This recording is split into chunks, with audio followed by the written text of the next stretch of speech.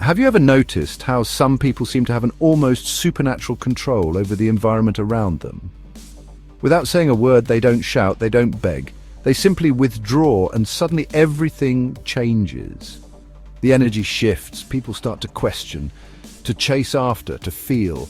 Now imagine if you did the same, if you stopped reacting immediately to everything, if you chose silence instead of the automatic response, retreat instead of explosion, what do you think would happen? That's where the point lies. When you stop being always available, emotionally, physically, psychologically, the world around you goes into crisis, because people are used to controlling you through your reactions, through your impulses, through your predictability. But the day you choose to withdraw, the game changes, and those who thought they knew you realize they know absolutely nothing about you.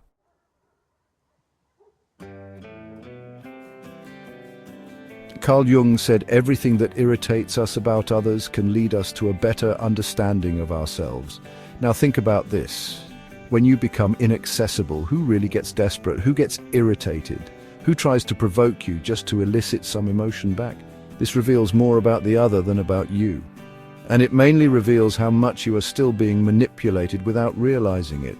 You keep giving yourself to please, to maintain peace, to not lose people who, deep down, were never really with you. And with every forced yes, every immediate response, every emotional reaction, you give away a piece of your energy. And at the end of the day, what's left? Tiredness, frustration, and emptiness you can't explain, but I'll tell you why. Because you are too available for those who don't deserve even a minute of your silence. This video is not about turning your back on the world. It's about choosing yourself. It's about learning what Jung called individuation, the process of becoming whole, authentic, complete.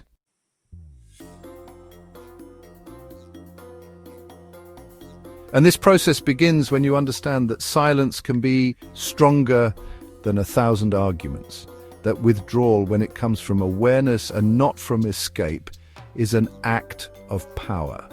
So I ask you now, looking into your eyes, how long will you continue to be controlled by the emotions of others? How long will you react like a puppet every time someone pokes your wound? Maybe it's time to cut those strings, to withdraw, to become a mystery. Because when you stop being available, everything changes. You have been taught to always be present, to respond quickly, to please, to say yes even when you wanted to say no. Since childhood, you have been conditioned to believe that your worth lies in how available you are to others. But here's a truth that perhaps no one has told you with this clarity. This excessive availability is not a virtue, it is a prison.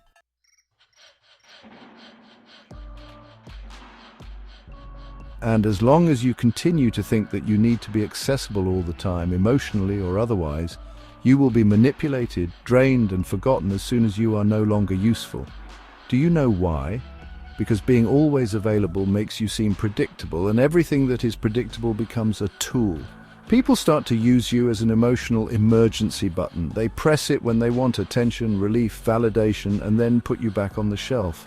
But you don't realize this because you are trapped in an illusion that being present for everyone will make someone be present for you. But it doesn't work that way. Carl Jung spoke about the persona, this mask we wear to be accepted, loved, recognized. And it is exactly this mask that keeps you overly available. You say it's okay when you are suffocating. You respond to messages immediately even when you are exhausted. You explain yourself, justify yourself, defend yourself as if you owe something to the world.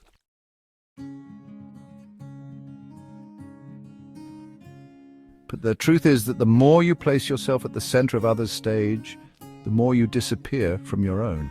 Being available all the time is a subtle form of self-abandonment.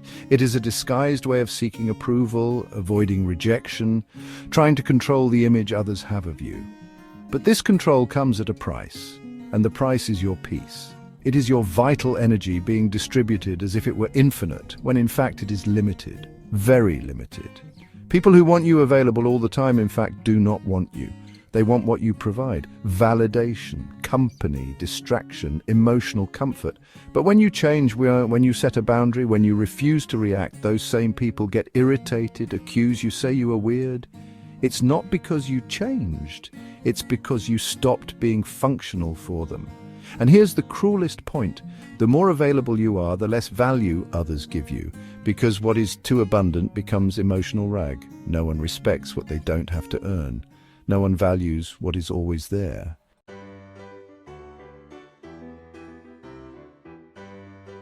So now stop and think, who truly deserves your time? Who deserves your attention, your presence, your listening? Or better yet, who deserves your absence? But before answering that, we need to understand one essential thing. Why do we react so much? Why do we give in so easily? What is behind this almost automatic desire to respond, justify, and please? The answer lies in what Carl Jung called psychic energy, and that is what we will talk about in the next part. Because your energy is all you have, and if you don't learn to protect it, someone will use it against you.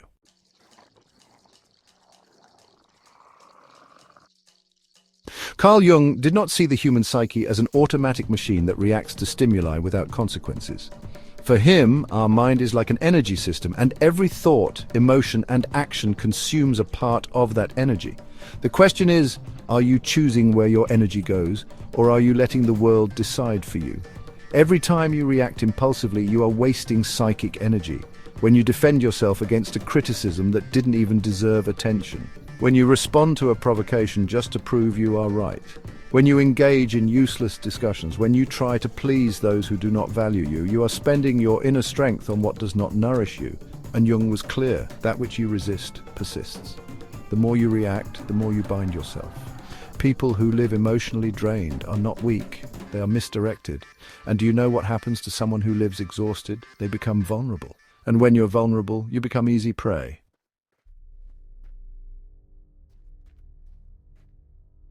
Manipulative, opportunistic, and emotionally needy people can sense this.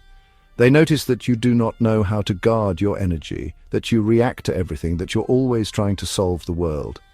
And they take advantage of it. Jung said that a healthy psyche is one that knows how to keep energy within the system. This means knowing how to say no without guilt, knowing how to remain silent without feeling cowardly, knowing how to observe before acting, because true power is not in reacting, it is in choosing when and how to act. And this is only possible when you know yourself well enough to recognize your own impulses. How many times have you lost sleep over an unresolved conversation? How many times have you spent hours ruminating on what you should have said or trying to understand why someone treated you poorly? This is energy being drained without return. You are keeping alive ghosts that should have died long ago and feeding dynamics that only exist because you insist on responding.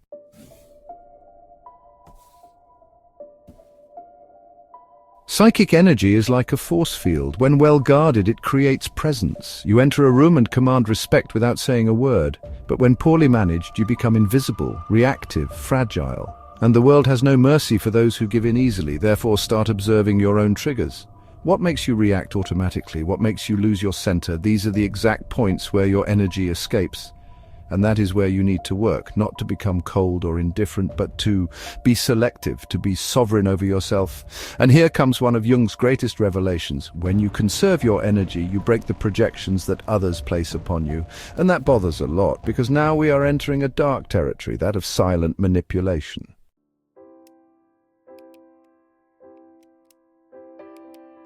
You think you are in control. You believe your reactions are conscious choices, but the truth is darker. Most of your emotional responses are programmed, and those who understand this manipulate you easily. Opportunistic people don't need to raise their voices, threaten, or force situations. They just trigger the buttons you've left exposed, and you react, always. Carl Jung called this projection.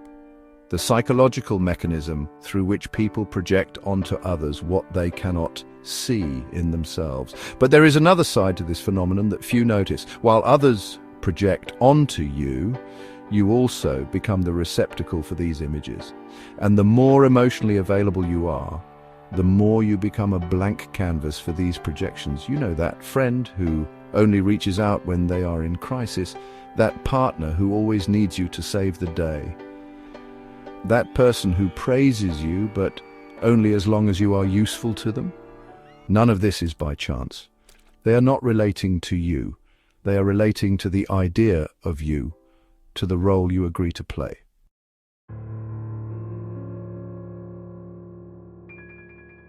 And why do you agree? because you are afraid of disappointing, afraid of not being loved, afraid of being abandoned. The most effective manipulation doesn't happen in shouting. It happens in the silence of guilt, when you feel that you owe something to the other, when you believe you need to be available, need to help, need to understand, even when it destroys you inside. And here is the central point. The manipulator doesn't need to control you. They just need you to keep reacting the same way. But when you stop reacting, the game breaks. When you start saying no, responding with silence, withdrawing instead of explaining yourself, the projections begin to crumble. The mask they put on you falls. And this leaves people unsettled because they no longer know who you are. And worse, now they are forced to look at themselves, and not everyone is prepared for that.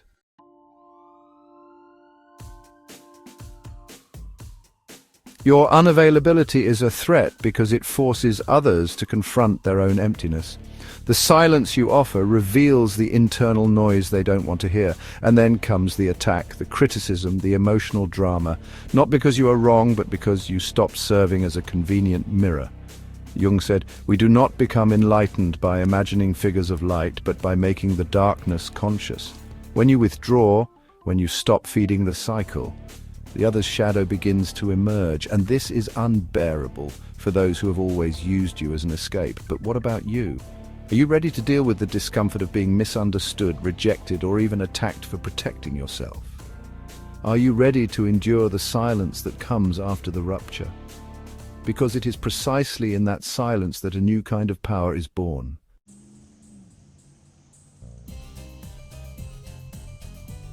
The modern world is noisy. Everyone wants to be heard, wants to respond quickly, wants to win pointless debates and prove their point, even if it costs them their own peace.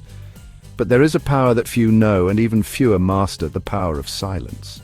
Not the silence of passivity or cowardice, but conscious, strategic, brutally lucid silence. The kind of silence that is not absence, but amplified presence. If this message resonated with you, take a moment to like this video, subscribe to our channel, and share your thoughts in the comments below. How will you reclaim your energy and practice the power of conscious unavailability in your life? Join our community of individuals committed to authentic self-development and true inner freedom.